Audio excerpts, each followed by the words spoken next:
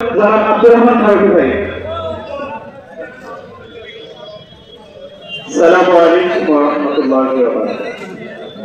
প্রাণপ্রিয় সাতক্ষীরাবাসী, সাতক্ষীরার প্রাণকেন্দ্র জেলা প্রশাসকের কার্যালয়ের ঠিক সামনে সাতক্ষীরার সর্বস্তরের মানুষের আহ্বানে আজকের এই মানববন্ধনের সম্মানিত সভাপতি, আজকের অনুষ্ঠানে সম্মানিত বক্তাবৃন্দ, বিশেষ করে রাজনৈতিক নেতৃবৃন্দ এবং সাতক্ষীরাতে যারা জুলাই গণঅভ্যুত্থান করেছিলেন সেই ছাত্র নেতৃবৃন্দ, কেন্দ্রীয় সমন্বয়ক এবং আমার পাশেই আমাদের একজন প্রফেসর স্যার আছেন, সবাইকে স্বাগত জানাচ্ছি।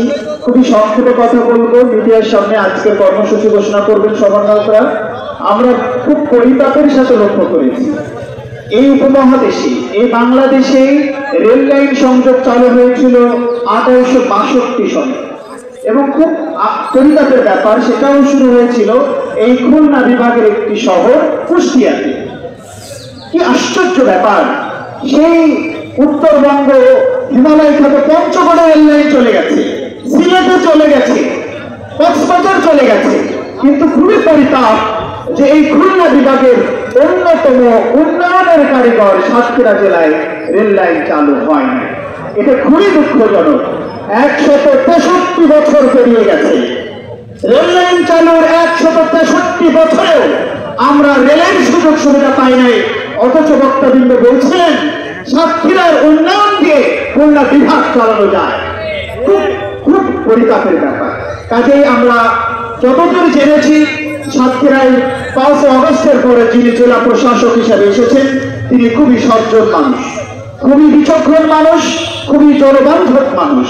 আমরা স্যারের কাছে রিকোয়েস্ট করব, প্রতিবাদ নয়, বিক্ষোভ নয়, আমরা আপনার কাছে রিকোয়েস্ট করি এই প্রস্তাবনা যতদূর সম্ভব অনতিবিলম্বে এটা বাস্তবায়নযোগ্য হোক।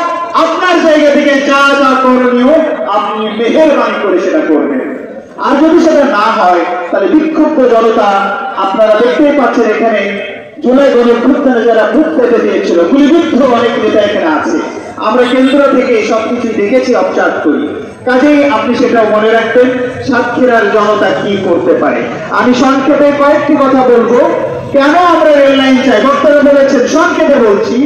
আমাদের এখানে সুন্দরবন রয়েছে, সুন্দরবনে যাওয়ার জন্য এত সহজ পথ, এত সহজ একটি সফর আর কোন জেলাতে হতে পারে না। খুলনাতে রেল লাইন আছে, খুলনায় পর্যটক আসলে তাকে বাগেরহাট যেতে হয়, মোল্লারহাট যেতে, দুঃখিত, মোংলা বন্দর যেতে হয়, পশুর নদী পার হয়ে তাকে সুন্দরবন যেতে হয়। আর যদি এই নাভারণ থেকে মুন্সিগঞ্জ রেল লাইন চালু হয়, সরাসরি সে মানে ভূখণ্ড দিয়ে ভূপথেই সুন্দরবনে যেতে পারে। এর থেকে সুযোগ সুবিধা কি হতে পারে? বিশ্বের কাছে সাতক্ষীরাকে উপস্থাপন করার জন্য এই রেল লাইন সংযোগের বিকল্প নেই বলে আমরা মনে করি।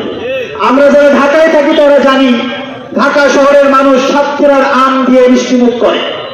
বাংলাদেশের প্রথম যে আম সাতক্ষীরা শহরে, ঢাকা শহরে যায়, সেটাই সাতক্ষীরার আম। এই আমকে যদি সারা বাংলাদেশে আমরা ছড়িয়ে দিতে পারি, সেটা সম্ভব দ্রুতগামী রেল লাইনের মাধ্যমে, সেটাও সম্ভব। আমরা জানি বিদেশি পণ্য হিসাবে, আমাদের বাংলাদেশি পণ্য হিসাবে বিদেশে যায় এদেশের চিংড়ি। অনেক সময় দেখতাম, শুনতাম আরিচা ঘাটে পচে গেছে মাছ, পচে গেছে সবজি। যদিও এখন সেতু হয়েছে, কিছুটা উন্নয়ন হয়েছে, কিন্তু আমরা মনে করি 2 ঘন্টা 2.5 ঘন্টার ব্যবধানে তরকারি, সবজি, ক্ষেতের খাবার, ক্ষেতের কৃষক তুলবে, ট্রেনে তুলবে মাছ নদী থেকে এবং ট্রেন থেকে উঠাবে, আমাদের রেল লাইন উঠবে, 2 ঘন্টায় ঢাকায় চলে যাবে।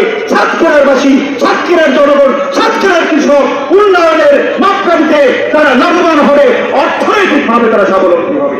এই সকল কিছু কোন রচনার কারণে দাঁড়িয়ে রাখা হয়েছে আমরা জানি না।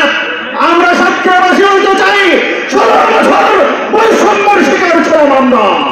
এখানে আওয়ামী প্রেতাত্মারা তাদের লুণ্ঠন, তাদের লুণ্ঠনাস চালিয়ে বিএনপি জামাত অধ্যুষিত সাতক্ষীরার মানুষকে তারা বৈষম্যের শিকার করে রেখেছিল।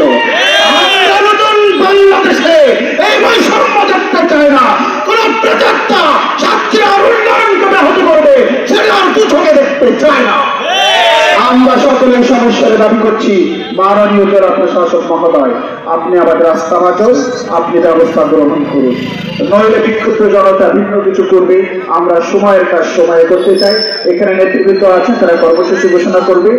পরিশেষে বলি, বিজয়ের পথে যাত্রা শুরু, জীবন অথবা মৃত্যু। আসসালামু আলাইকুম।